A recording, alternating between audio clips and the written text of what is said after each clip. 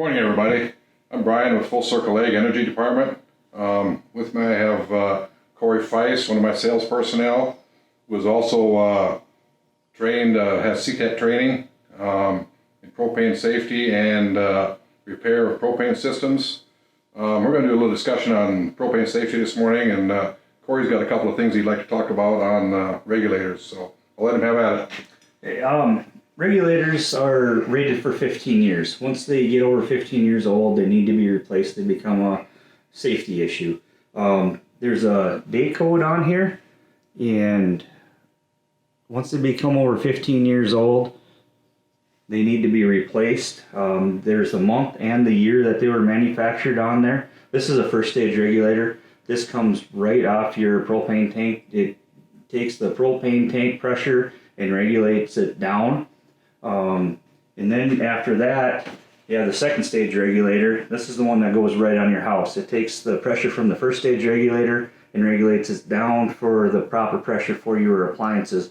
And to read them is the same way. It has the date code on there, date, month, and year manufacturing.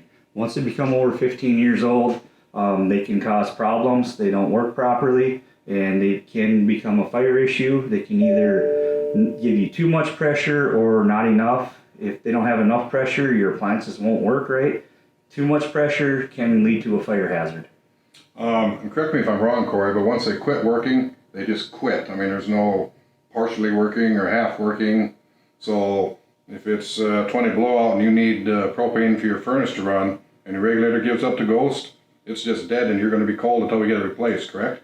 Yes. And another thing, in the middle of winter, you got to make, there's a vent in the bottom of the second stage regulator. They'll sit up and down like this. If this gets covered with snow and it can't breathe, it's not going to work right. The same with the first stage regulator. There's a vent down there. If it gets covered with snow or ice or anything, it can't breathe and they just quit working.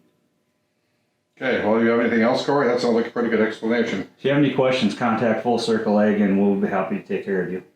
Okay, I've got a little bit of something here I'd like to discuss also.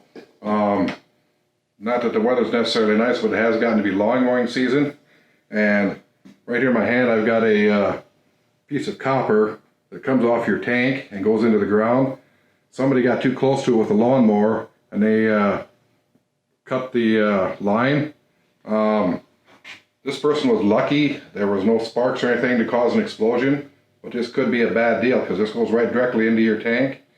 And if you cut that copper line and the conditions are right, it's going to go boom. And that's going to end up bad for everybody. My recommendation would be to either kill the grass or the weeds right around your propane tank or use a weed eater and stay away from your propane tank with a lawnmower. Anything else, Corey? Contact Full Circle Ag with any questions, or if you need the regulators replaced, we'll be happy to do it for you. Alrighty. Thanks for listening.